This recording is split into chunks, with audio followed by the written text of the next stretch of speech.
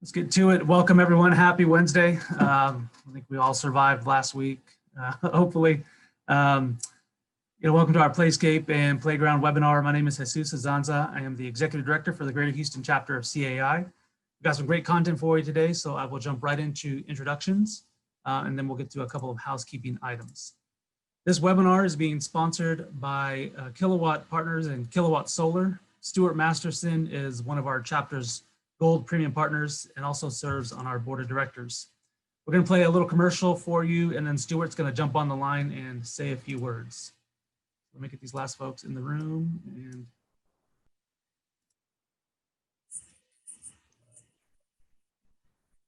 got no audio.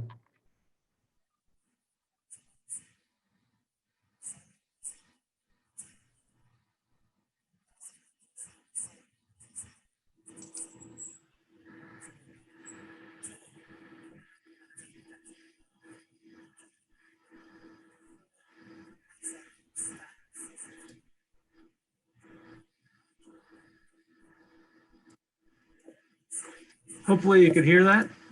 Stuart, no. I didn't hear anything. Sounds like should have worked. Okay. Rerun that. Yeah, let me rerun it. Sorry about that. I thought let me tell you what, we'll play it here in a second. Get some folks added. Let me figure out what that issue was. But Stuart, let me unshare my screen while I figure that out and let you say your few words. Can you see me? I can. Okay. Yeah, I'm Stuart Masterson with Kilowatt Partners. As you guys know, we've been handling the energy bills, the procurement for many of the communities around the state. We also do energy bill audits and recover overcharges. We've recovered more than $4 million for communities over the years. We also have great residential rates for the homeowners and the board members and the managers, and there are a number of managers that we help get great electricity rates.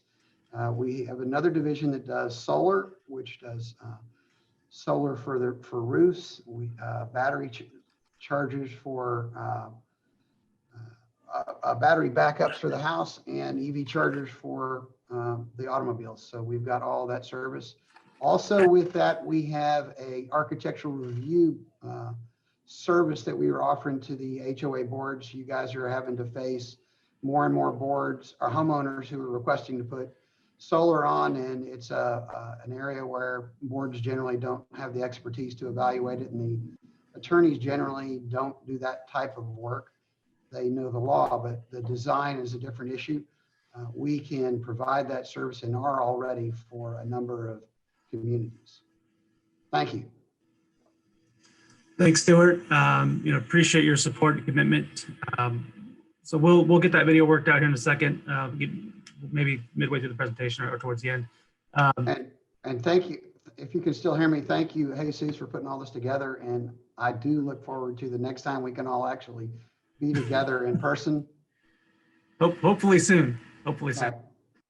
We're also going to include a link in the chat feature. It is to a calendar, so you can coordinate and schedule a 15-minute call with Stuart and his team if you have any questions. So be on the lookout. I'll include that a couple times throughout the presentation in the chat. And then after the webinar is completed, we'll go into a post-webinar Q&A. So if you have any questions for him, stick around. He's going to stick around, and ask a few questions. At the end of the webinar, we're going to give away 4 $25 gift cards, and these are available to community managers and board members. Must be present to win. This presentation is also certified for 1 CE credit and is being recorded and will be uploaded to our YouTube channel later today. Materials will also be emailed to everyone, so no need to screenshot or any of that. You'll get the PowerPoints after we're done. Today's content supporters are very smart individuals who know a lot more about playgrounds and playscapes than I do. So let me get into some introductions. From the Playroll group, we have Steve Janish and Carrie Walsh. Steve is a certified playground safety inspector and has been with the Playroll group for 3 years running the Houston area west of I-45. Steve works with communities, municipalities, and schools on their outdoor needs and design to final installation on all outdoor products related, such as playground, shelters, shade, and furnishings. Carrie is a certified playground safety inspector and has been with the Playground Well Group for 5 years and works in the HOA, schools and parks and recs, department, church, and other markets. He specializes in project management from inception through installation and beyond. Let me actually get this on the screen so you can see who I'm talking about. There you go. Steve and Carrie, great guys. The Playwell Group is also a bronze premium partner of our organization and an active member on the membership committee. So we thank them for their support. Next, we have Laura. Oops, I just accidentally closed it. We have Laura and Charles. Sorry, Lauren and Charles. Lauren is the marketing coordinator and has been with Craftsman for 2 years. She is passionate about connecting with communities and sharing their recreational spaces. Charles Jackson is a design and sales specialist and has been in the industry for 23 years. It's a long time. I'm sure you know your stuff, Charles. And he specializes in next level design and innovation. And I also want to point out Craftsman is a silver premium partner of our chapter. So we really appreciate their support of our programs. Thank you all for sharing your expertise here today. So I'm going to hand it over to Lauren with Craftsman and let you take it away from here. Give me a second. I'll share my screen. And okay. Lauren, Charles, I'll hand it over to you. All right, can everybody hear me? I'm hoping so. So thank you for letting us do this. It helped me reach a milestone. This is probably the most people I've given a presentation to in sweatpants. So I want to thank everybody for coming to the Zoom meeting, and hopefully our information can be helpful to you. So our segment is about playground design and placement. So, yeah. But we already had the introductions. I've been doing this for 23 years, so it's been a long time for me. Been doing this before I could drink alcohol, so I've been in the industry for a long time. Lauren just started with us 2 years ago, and she's learned a lot. She helped me put this presentation together, and hopefully we can share some of our ideals with you. Determining a playground placement, place-based accessibility. I'm going to go over all these topics for you to help you choose the best place to put a playground, play area, play space. So accessibility and levelness. This is one of the biggest things, because if your playground is not level or your playground area is not level, you have to spend money to bring dirt in. Or if there's a lot of grade, you'll have other issues too, like drainage.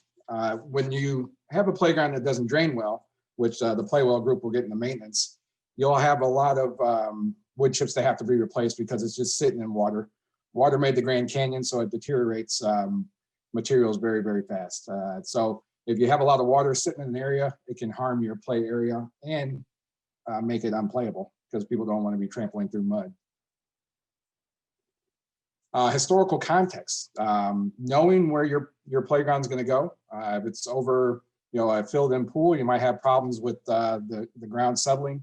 Over a knocked-down old house, foundations are in the way for us to dig new holes. Like this playground here, this is Fort Anahuac.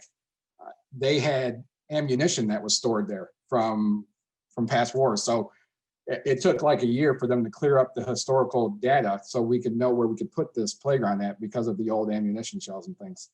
So knowing where it's going to go is a big part of it also.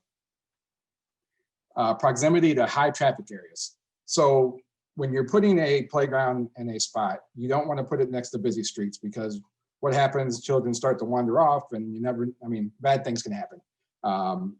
Even to the point where we've seen playgrounds get ran into by cars. So when you're having it, you want to keep it away from the high busy traffic areas so you can feel a little bit more comfort about a child wandering off a little bit. So if you need to, put fencing around it. Electrical lines and underground pipes, that goes back to the history of the area.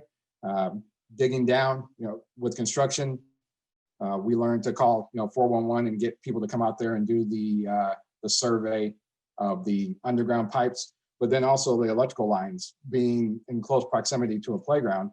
Playgrounds are metal; they can be recycled. So electricity and metal don't mix when it comes to children and playgrounds.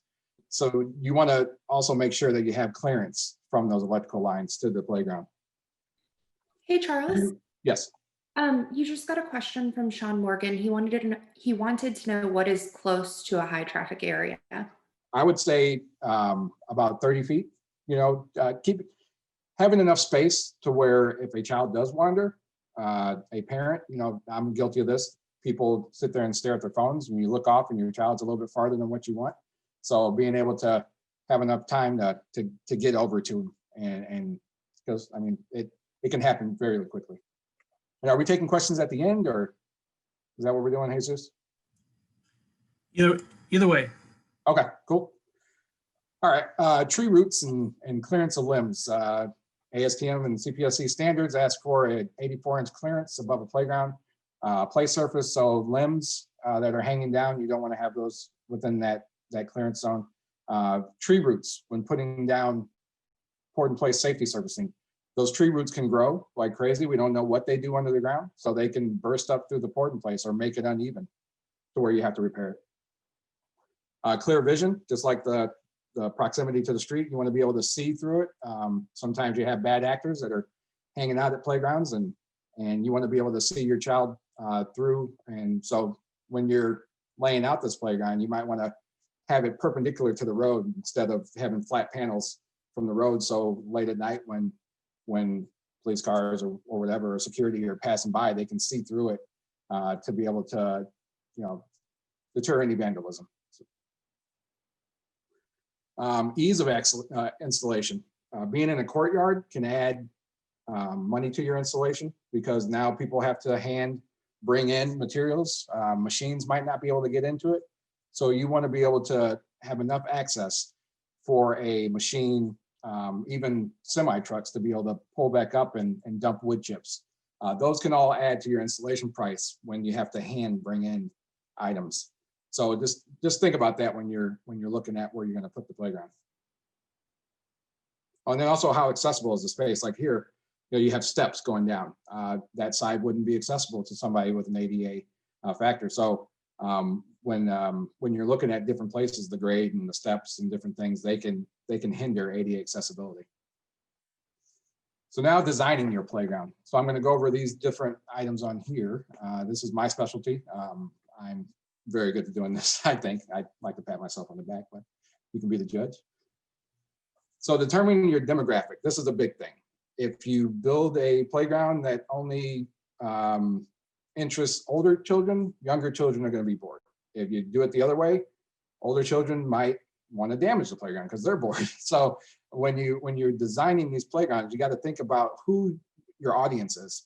Are they younger children? Because younger children like spring riders and they're developing, so they want dramatic play and balance and slides for gross motor skills. For older children, they love climbing, they love being dangerous, they love chasing people. So it's good to have those high challenging things so it doesn't become boring. Playgrounds, they tend to age, so they don't flow like the internet does with different with different people, how they grow up and they like different things. It can get old to you. So try to find something that stands the time. So analyzing your space, just like we talked before, how do you get the most fun out of it? Can you add trails to it? Can you put fitness in there? Can you make it to where the parents are doing activities while the children are playing also? And then high vandalism, moving parts, plastic burns. So if, like, say, when I used to design playgrounds in New York City, we would do all steel playgrounds. A lot of that's not available now, but it would deter the vandalism because they couldn't break a slide with a sledgehammer or burn it. So it always helps to think about the items that you're putting into the playground when you design it. Capacity. How many children are you looking to have on the playground at one time? At a school, there could be hundreds of kids on the playground at one time. In an HOA scenario, there might be 5 at a time, and they might be from the same family. So it always, you got to think about the size of the playground to how many children are going to be on it at one time, which feeds you in the budget. How much can you afford? Can you build that big playground for a lot of children, or have 2 structures for 2 different age groups? Swings, different things. So when you're thinking about it, the playground size also adds to the labor and installation. The larger the playground, the larger the installation is going to be. The surfacing area is going to be, the maintenance is going to be, the prepping of the site. You know, you have a big playground, you got to dig a bigger hole to make it level and add more drainage. The different types of surfacing also adds to the budget. With EWF or wood fiber, it's a low initial cost, high maintenance cost. So when you're thinking about it, can I maintain this playground? Do I have the staff to maintain this playground and the money? When you're replacing wood chips, I think Playwell, we talk about that, you know, you're replacing it every 3 years.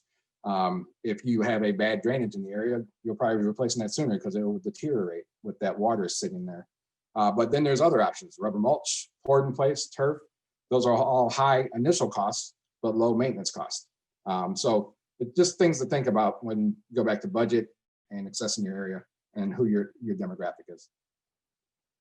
With different types of playground materials, recycled playgrounds on the coast, those are very, very well managed because there's not a lot of metal parts. So the salt spray doesn't deteriorate that powder coat that you would have on steel playgrounds. So it's back into the maintenance. Rope playgrounds, and then also interactive playgrounds, which is a new thing that we've been seeing around. Accessible, wheelchair accessible, ADA is now a law. So when you're thinking about your demographic and who you're going to be servicing, you need to make sure that it is ADA accessible, and it has, you know, interactive panels for that demographic, and also the ease of access, being able to be in an inclusive spot to have people play together. We're not trying to separate anybody. We're trying to have them all come together and play together. Site amenities. So, you know, parents, caregivers, homeschool children, they're going to be at the playground. You want to have somewhere for the parent or the caregiver to sit, eat. They can have picnics out at the park. Trash receptacles to reduce litter, where, you know, a lot of times I walk through the city and I was like, I wish they had more trash receptacles because I could throw this away. Now I got to carry it the long way. And maybe you might end up dropping it. So more trash receptacles, the better. Shade coverings. You know, we're in Texas, Houston, it's hot. I'm from Chicago, so I've noticed that it does get a lot warmer here than it does in Chicago. And sometimes I'm looking for a lot of shade to sit underneath. My wife likes sun, I like shade, so I try to escape as much as I can. And then shelters. Shelters can be a revenue source where you can rent them out for birthday parties or reserve them for family reunions. So it's an added, you know, to your budget, but sometimes it might give a little bit back to you. And that is all the time I have. So thank you very much. And we look forward to your questions. Thanks, Charles. We don't have any questions in right now, so we'll go right over to Steve and Carrie with the Playwell Group. Let me get these screens up. So we're going to get this presentation. All right, let me know if we're looking okay. Are we good to go? Can you see everything? Yep, looks good, Steve. All right. Well, Carrie, you're the go. All right, appreciate it. Charles, great information. Appreciate all that information from you guys. Once again, we're the Playwell Group. Steve and I manage the Harris County, Houston area, and surrounding counties. Go ahead, Steve. Takeaways from this session for us are the playground equipment safety, service maintenance and budgeting, and avoiding lawsuits. I started out with the signing, and actually Charles had a good lead in with his demographic slide with the signing right prominent right in the very front. It's often overlooked and very simple to correct with the signing because there's stickers on the playground equipment for ages, warnings about some of the playground equipment, but then you also have your signing for who the playground is made for, and then also possibly putting up playground rules in in the front right at your entrances. Equipment safety, it all starts with getting it installed properly. You should be using a certified installer, and install equipment only from a reputable playground manufacturer like Craftsman or Playwell. Have your playground inspected. When you're first putting it in, having the CPSI inspection is a great way to start your play area, because it's that starting point where you know it's installed correctly from the very beginning. Sometimes boards like to look online to see if they can buy something a little bit cheaper. Just be aware that a lot of times you get what you pay for online. The risk and liability falls back on the board of whatever they decide to put in.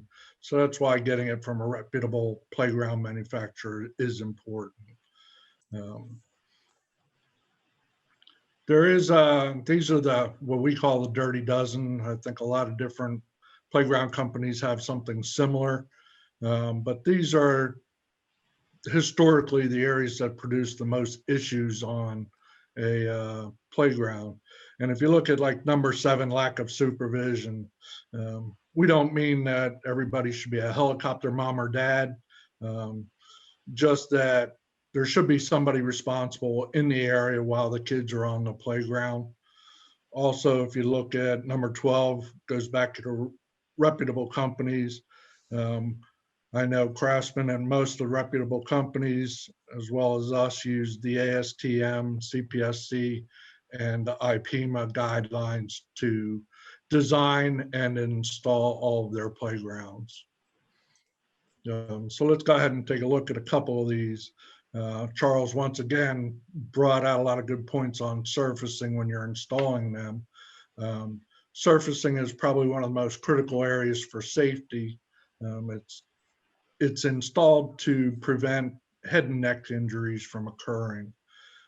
Some of the things to look at, and this doesn't cover everything, but is the correct depth for your equipment, is the surfacing there. When we look at the correct depth, not only is it the attenuation or the cushioning for the fall, but it also has to deal with the slide exits, the transfer stations to get on and off the equipment, the swing heights.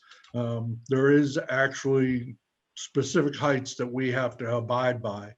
And with something like the wood fiber, the EWF, those are the areas that get the craters, all the kids coming down the slides. It moves all the EWF away from that area. So making sure that you come back and do a little bit of maintenance there, and Steve will go a little bit beyond that. This is just a quick slide of some of the materials that you can use and the critical fall heights that are available. We always look at the compressed depth, and wood chips is the most prevalent surfacing out there right now, the engineered wood fiber or wood chips. And we always look to start with 12 inches because we're looking for a compressed depth of 9 inches. So we start out with 12 inches when we put in the wood fiber to start with.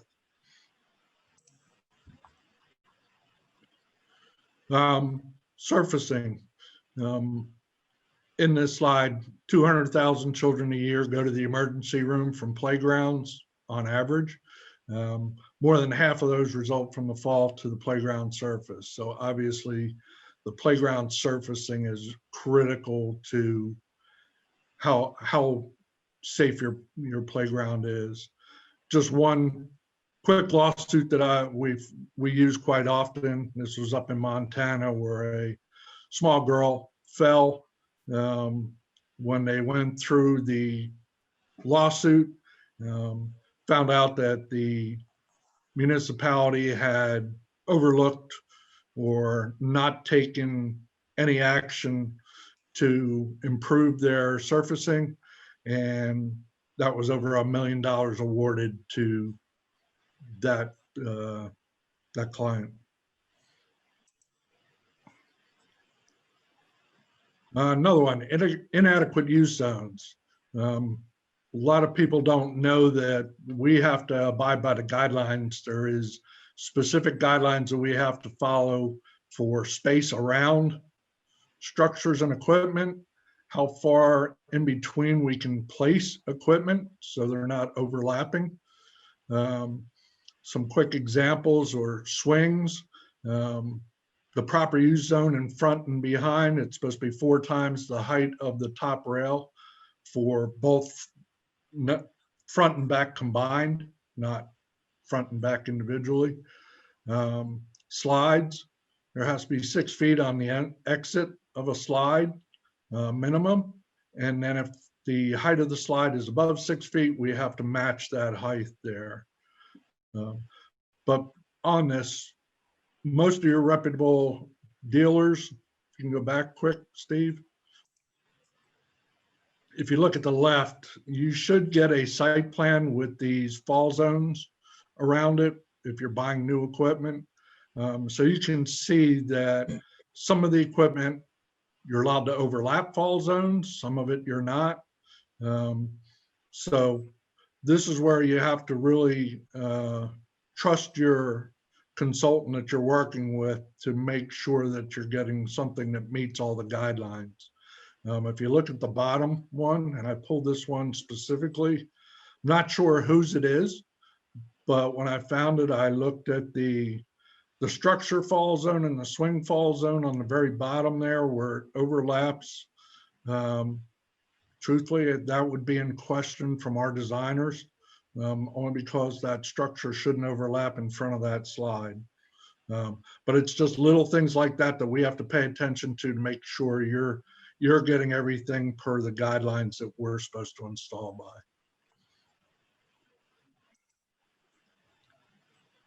by. Protrusion and entanglement hazards. These are primarily you're looking at bolts that are sticking out in various different ways. You can see the examples there, one where the bolt head is actually larger than the opening behind it. So there is an entanglement hazard there. Protrusion of any bolt that is more than the 2 threads beyond the nut, excuse me. And then you also see the warning signs. This is some of the signing that you can get as well, where kids wearing hooded sweatshirts or bicycle helmets, or even the little mittens in the colder areas that are attached to the clothing. Those are entanglement hazards that everybody needs to watch for on the playgrounds. These are just a few of the protrusion and entanglement hazards. There's all different types. We just don't have enough time to go through all those today. Most of the injuries are from climbing, swings, and slides. You look here, entrapment, that little diagram. Most people know that the younger kids, their head is the largest part of the body as they're growing up. So it's easy to get that entrapped into something because a small child can slide their body under a barrier or between some railings, possibly if they're not to the standards, which could cause the entrapment and possibly strangulation, which is the #1 cause for fatalities. Looking for trip hazards, they're all different types, and then just lack of maintenance for some of these things. You know, the estimate right now is 1.2 billion in financial losses for kids going to emergency rooms and having to have those doctor visits and take care of injuries.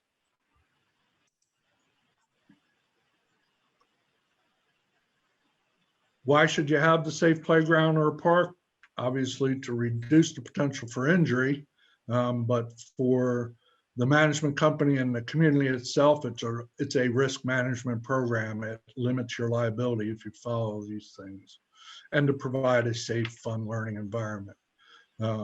Charles brought up some of the other types of equipment that you should look at when you're looking at a all-inclusive play area or park.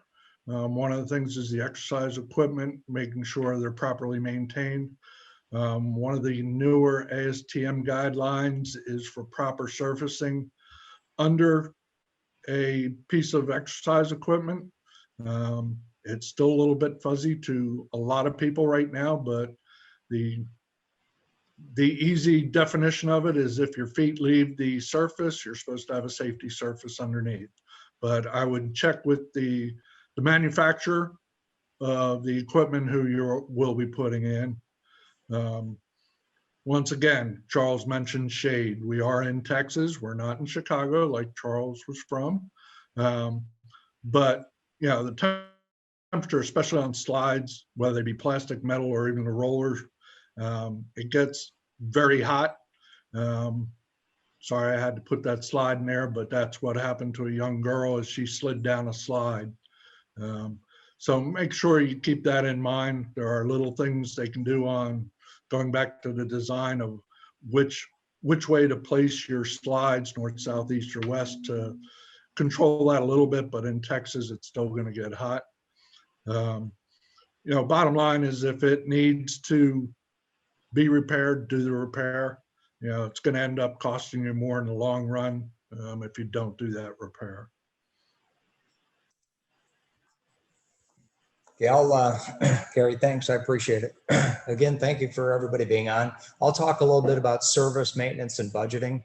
And as you see, I mean, really the most important protection to avoid needless, children injuries and costly lawsuits to a community is to have a well-documented plan. And I think when you do that, there's really three main factors to consider.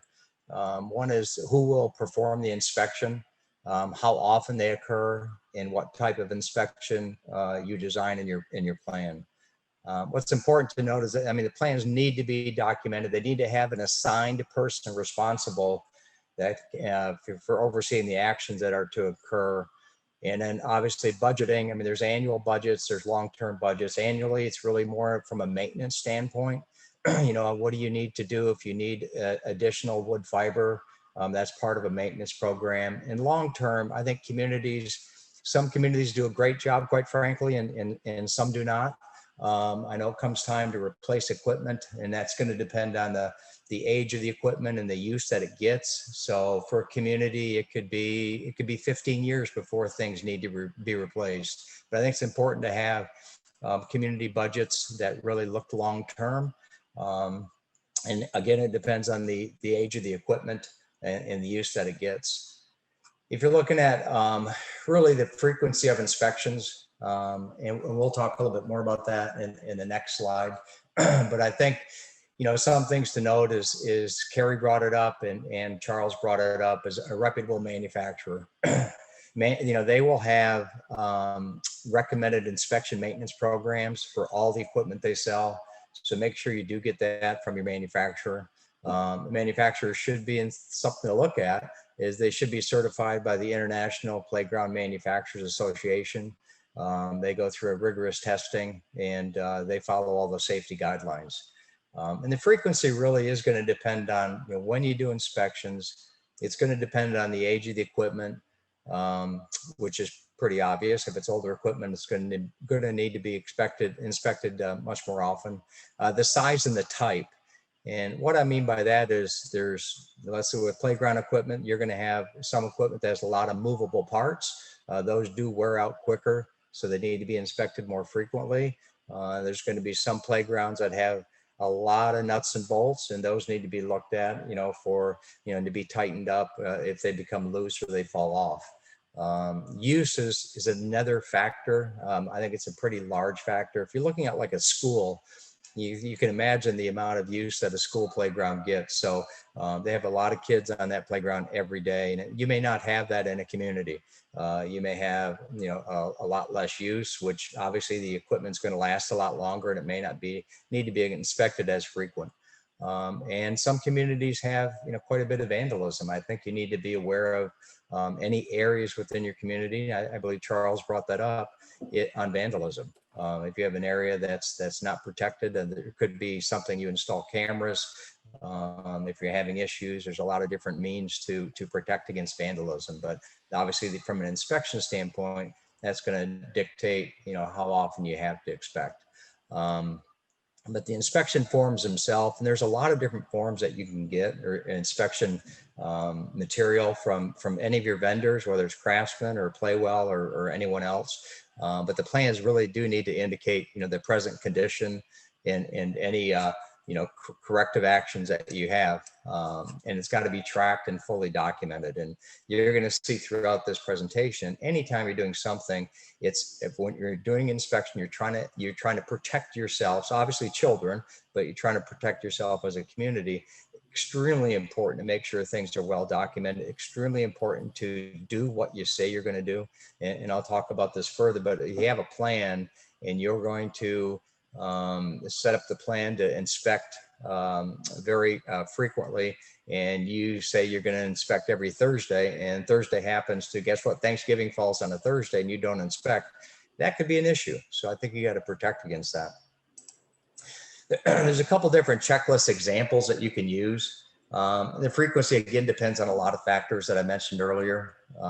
Depends on the manufacturer recommendations, the age, the size, type, use, vandalism, etc. But a high frequency can be really it could be a general maintenance person or lawn care. And what you're going to look at is just, you're looking more at the general conditions and the use and the weather or vandalism or any aspect of that. You're not looking at the detail of the playground as much as you are looking at, general maintenance of that playground. A low frequency is a lot more detailed. It's more of an in-depth investigation. That could be done. Again, it could be semi-annually, it could be quarterly. But I think it's important to note that if you're doing a low frequency maintenance, you really, we would recommend a certified playground, a certified playground safety inspector to do that. Most playground companies have reps that are CPSI and they're certified, but we require somebody because it does entail a lot more information, but it is not. And then there's a third part, which is a safety audit. Now this is different than a safety audit. A safety audit is more of a formal inspection. And certainly that's an inspection where we always recommend as Playwell, and I'm not sure what Craftsman does, and Charles, you could speak to that. But we recommend really an outside certified consultant, kind of a third party to come in and do an in-depth evaluation of the playgrounds, and make sure everything is once it's detailed, obviously things are corrected that need to be corrected. Just some things, and I mean, these, as you said, these can happen anywhere. I think it's important to have consistency in your plan. Do not create a written plan if you can't follow it. So I think it's important to note is you have to make sure you're consistent. You have to make sure you are doing what you describe in your plan. You're doing it in the time frame that you put in your plan, and you have a consistent person doing it. Whatever stated, like I said, please adhere to it, because that could become important. Hopefully there's never an issue, but it's just that one issue that this could end up in a lawsuit or a child getting injured. Very important to make sure you're protected. It's probably no different than many organizations and companies have. They have plans to protect individual or sexual harassment plans in big companies. If there's ever a lawsuit and you have a written documented plan and you can demonstrate and show in a court of law that you're doing everything you can to protect against that, then guess what? Probably 95% of the time you're protected. The same is true here. So it's a matter of protection. It's like an insurance policy. And a typical inspection will typically have codes, which indicate the next steps, such as maintenance or any repair that's required, if parts are needed, or any area remains outstanding. I mean, because you could go through and do an inspection if there's outstanding issues that could require, could be a serious hazard, and you want to bring in a second opinion on whether you need to close the park down or anything else that needs to be, or take a piece off of it or do something to prevent any injuries. So I think it's really important to make sure that's fully documented. Steve, while we have you, Steve, if I can cut in just for one second. If you go back to that slide, one of the questions came into the chat is the blue and green picture an example of shear point? Right here, where, blue and green picture. Yep, that smaller. You look at this one, upper left-hand side. Which slide you looking at? Go back. There you go. That smaller image. The smaller image where that's broke off. Well, that could be a few different. I mean, that's a shear point, but see that broke off. Let's just say, as an example, that could be an entanglement issue. Let's say a child, and hopefully kids are not on the playground that have hoodies on with strings, but something could get entangled in that. And if that's highly elevated, it could become a choking issue. So there's a lot of different. If you look at the same thing here with the bolt that's coming out, or the hole that's uncaptured, you could, that could be a finger issue. So there's a lot of little pieces on a playground. That's why it's important to have an inspection on a consistent basis. Thanks. If you're looking at, another area that we often overlook is swings. I mean, so think about a swing. I mean, swings are, they get a lot of use. And they have a lot of moving parts that need to be checked. And if you look at some of these pictures as an example, look at the wear. Look at the wear on this one swing. You have the wear in the center picture, and then the inside bushing is worn out on this one. There could be top rail issues, footing issues, support frames issues. I think you got to be aware of, from a swing standpoint, is it something to look at that we typically overlook?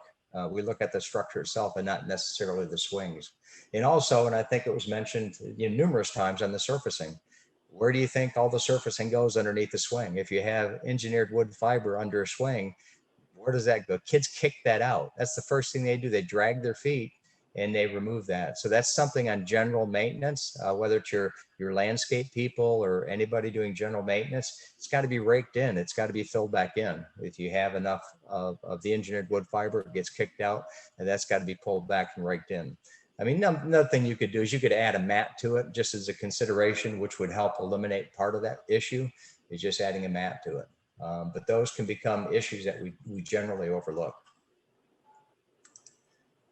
Something else, just again, slides, entanglement, sharp edges, like a picture of the slide with a stick. I mean, a kid could certainly, that could cause, it wouldn't cause a severe injury, but certainly that'd be a laceration.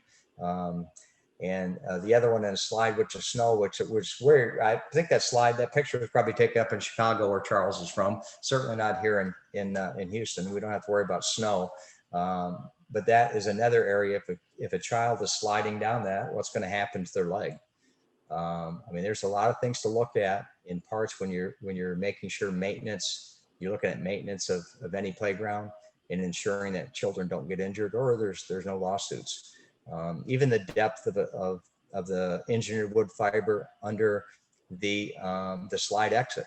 I mean, you've got to maintain a certain depth to make sure that is covered. So if a slide is, let's say a slide is greater than 4 feet tall, I mean, that depth should be somewhere in between a 7 and 15 inches. So let's say that's pushed out, and now the depth is, you got a 2 foot drop because there's no engineered wood fiber, no safety servicing. A kid comes off that slide and they bang. I mean, they're going to hit their head. They could easily hit their head and cause a head injury.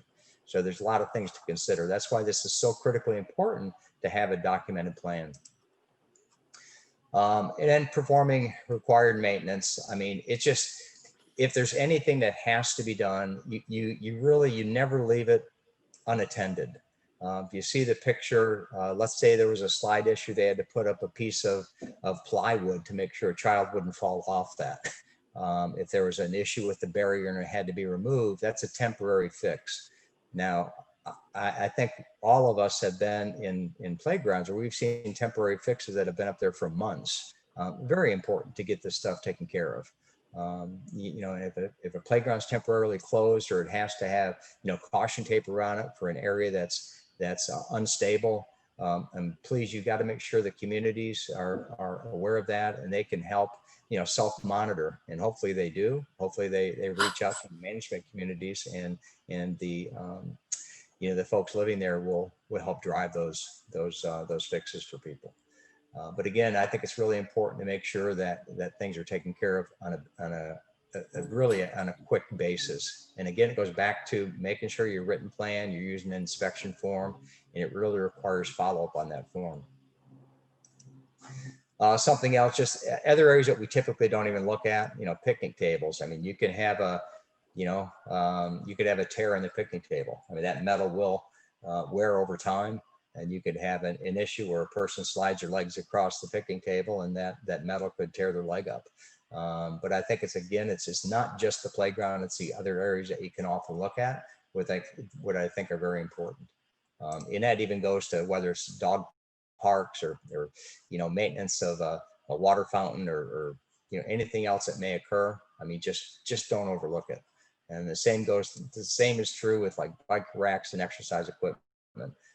We often, I think it's important to know that bike racks need to be in a safe environment. I think this is similarly, I mean, exercise equipment should be in a safe environment. And now with surfacing required, I think it's important to make sure those components, again, can be overlooked, are not overlooked.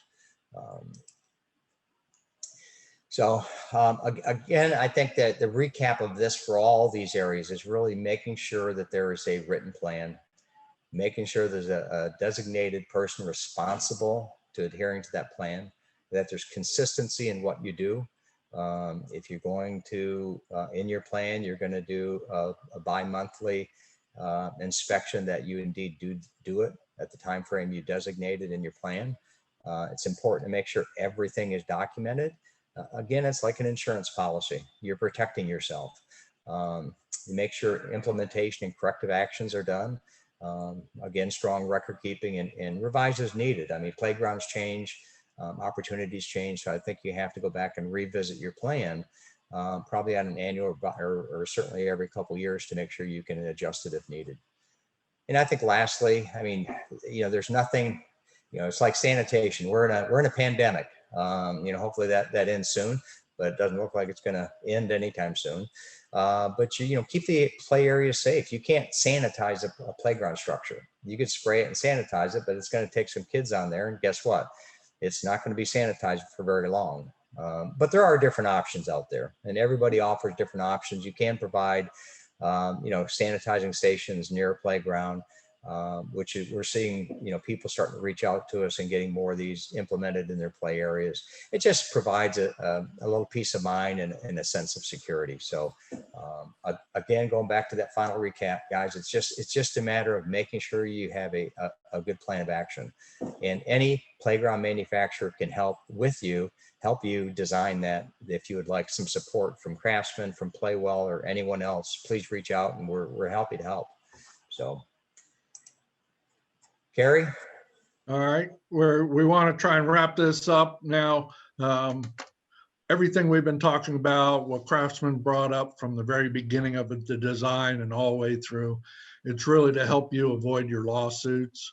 Just to recap, if it's not written down, it never happened in the legal minds. So maintaining those accurate records, like Steve said. Go ahead. Okay. Just some real world examples, trying to sort of bring it home. There was a $20 million jury verdict against an HOA. And as you guys know, if you guys get hit with a $20 million verdict, your HOA is probably going to be going away. But this was just on a swing where the top rail broke, hit the child in the head, and all the issues from there. But probably one of the biggest things was an employee testified that not a single penny was spent on maintenance and inspection. So I guess one of the things I want to bring out in this instant is the culture that you have with your people out in the field. Make sure they understand that bringing these issues to light is a good thing. It's not a bad thing. It does cost some money, but you guys don't have $20 million to worry about. Just some other examples. I'm not going to read all these all the way through, but you look at some of the dollar figures, 170,000, 1.75 million, 1.2 million, and then the New York City one is over a longer period, but they've settled $20 million over this time frame from 2010. So you can see this adds up quickly. And just finally, don't let it happen to your community. Don't let you get any lawsuits or anything like that. So once again, have your plan, stick to your plan, make sure you document everything, and elicit the help of reputable manufacturers, reputable distributors like Craftsman and Playwell. And there are other ones in the area. So thank you. Thanks, Gary. Thanks, Steve. We got 4 or 5 questions here. So let me kick this on over to you, Carrie and Steve, since we have you. Is there a way to recycle old playground equipment? Seems like such a waste to send it to landfill. Is there a program in place or a process for that? We don't have a specific process. If the equipment is in good shape, and if your installer is a good installer who can disassemble the equipment, it can be reused. It will lose its warranty or anything like that, and then it falls back on the company that's doing the reinstall, but it is possible. We usually don't try and do it to the landfills. We collect all the parts and equipment that we take out at our yard, and then we do recycle to the recycling firms what we can, the plastics and some of the steel and aluminum. So we do try and keep that, the environment in mind when we're replacing anything. Charles, Lauren, you can add? Yeah, I can add to that. Like a lot of older playgrounds might be wood playgrounds, and when trying to recycle those or take them out and put them into another spot, those woods have chemicals in them that are not ASTM CPSI certified. So you want to avoid that.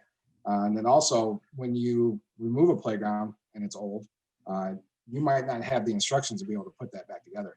Unlike a car, when you're looking for parts, a lot of playground companies might be out of business or change their manufacturing, and you might not be able to get parts for it. And that might leave you with a big hunk of a playground that you can't even use.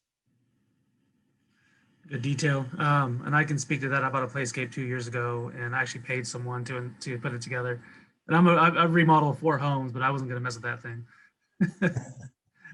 Charles, let me ask you this. When an HOA installs a playscape, how much does it increase insurance premiums to cover the added liability? Are you not insured? Any insight? I don't to that. We can look into it and find out and send you an answer back. But insurance, I mean, it is a liability, like a pool or like anything where an injury can happen. So it will raise your insurance premiums to the exact amount I do not know. That's a tough one. Okay, let me send this over to Steve and Carrie. How much more or less does it cost to purchase, maintain rubber flooring compared to standard mulch? And I guess they mean the rubber foundation. Carrie, you've been doing a lot of rubber, but I'm certainly from the endpoint of, if you're looking at from the input of wood fiber. Wood fiber, again, it depends on the use, and as Charles brought up, if it's a level surface or not a level surface, or there's drainage issues. I mean, you could have to replace the wood fiber on an annual basis, or certainly every couple years, or just top it off, not replace it all, but top it off. And again, depending on how it degrades, you could have to, maybe in a 5 to 8 year period, you're gonna have to scrape it all out and redo the entire thing.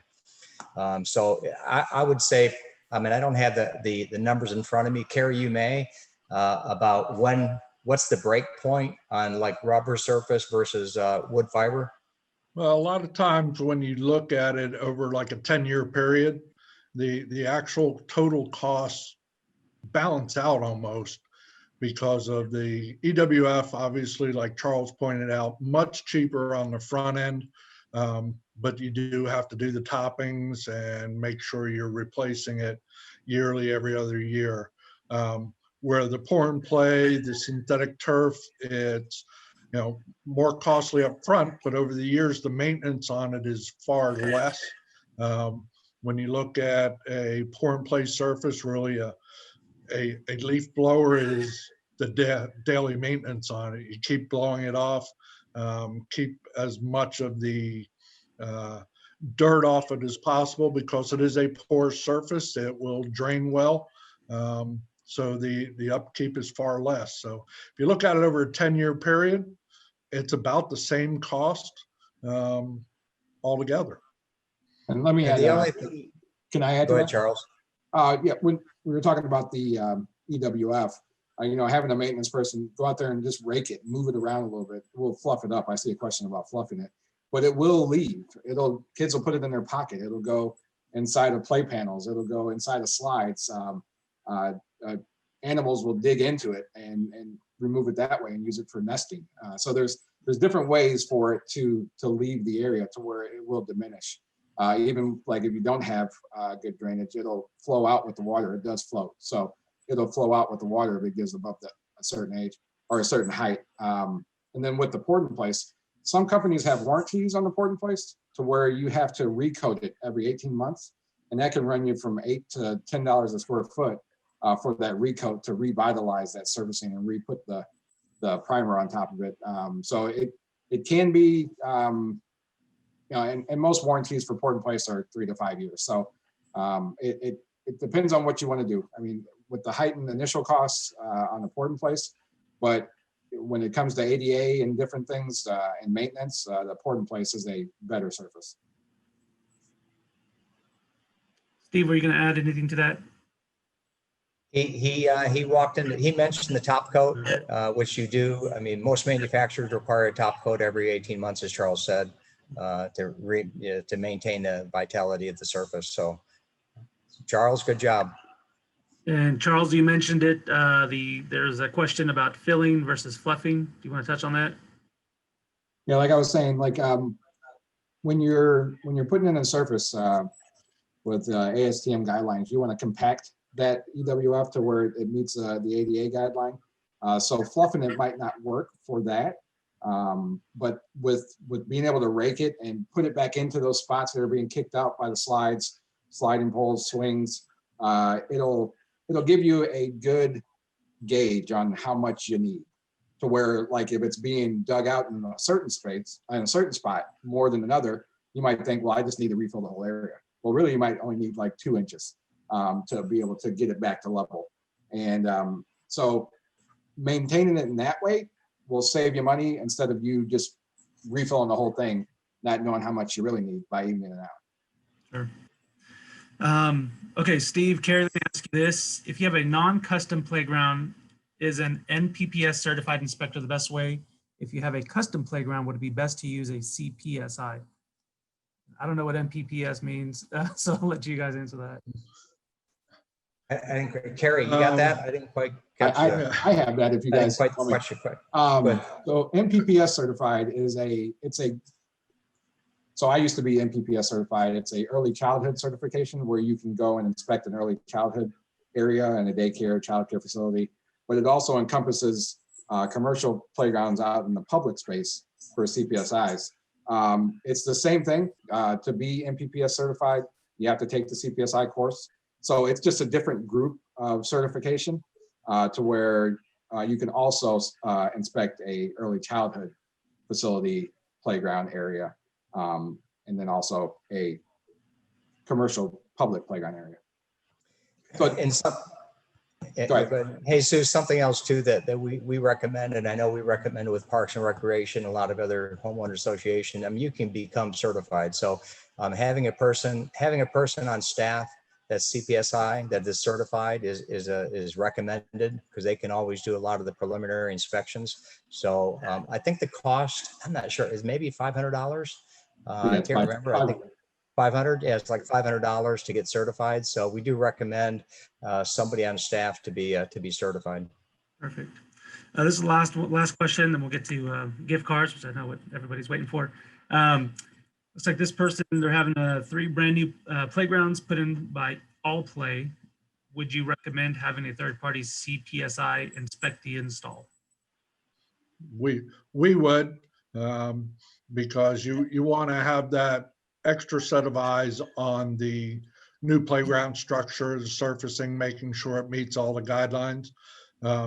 We don't inspect any of our installs because it just seems like a conflict of interest to me and to our company. I think Craftsman is the same. So yes, I would find somebody. I mean, there are a number of them local CPSIs that's all they do is the inspections.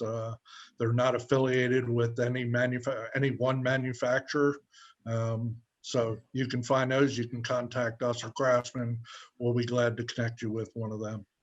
And I one of think, the, and I think also I just wanted to make a statement. I mean, our installers, Craftsman's installers play well, and the other groups, I mean, they're CPSI certified. So the installers are certified. So I want to make sure everybody understands that these guys know what they're doing. They've been doing it. Probably every installer in the Houston market's been doing it for 20 to 30 years. So they're very good and follow all the standards and regulations. And looking at those numbers, Carrie, you pointed out in those lawsuits, I mean, those are some big numbers. When you're talking about kids and parents, I mean, they will go to great lengths to protect their kids. So it's better safe than sorry, better to spend the money up front, in my opinion, at least. Thank you all for your time, your expertise. This is really knowledgeable. I learned a lot myself. I think everyone else did. And so what we're gonna do now, again, we're gonna stick around, but right now we're gonna announce the winners. We've got 4 $25 Amazon gift cards we're giving away. So Stuart, you're on the line. I'm gonna let you read through the winners, and again, must be present to win. Actually, I've got Laura here with me too. I'm going to read the first one. The first one is Lucy Robertson with Ollie Allen. And then Michael Walker with New Territory. And Sarah Lucy, Block are you- with Legends Ranch. Let me, What? Lucy, Yeah. are you here? If you can, I'm check. here, Jesus. Hi. Thank you very much. But as a board member for our local chapter, why don't you just throw that one back into the pool and pull it again? all right. Thanks, you. Lucy. Okay, so then the second name was Michael Walker. You won $25. I'm here, Hedges. Cool. That's Michael. And then Sarah Block with Legends Ranch POA. You here, Sarah?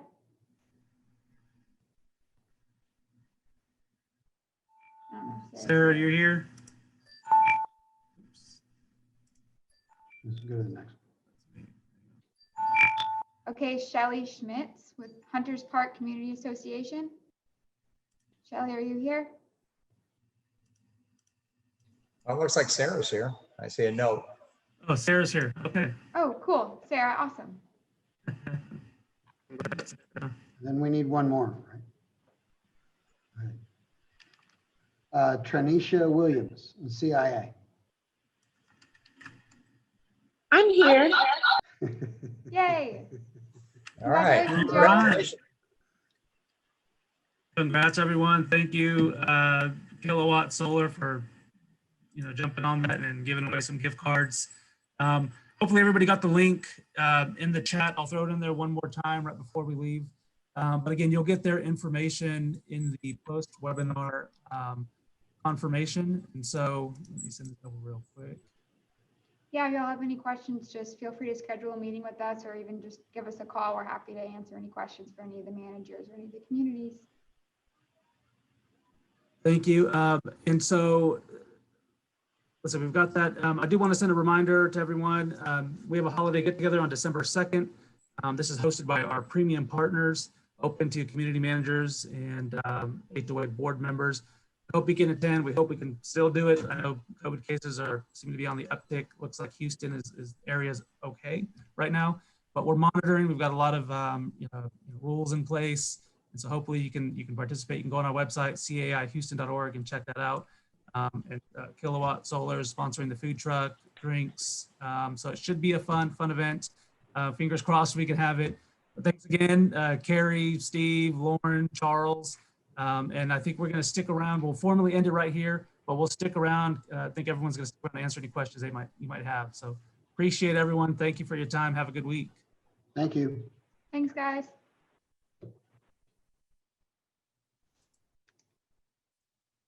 Oops. Computer's freezing up.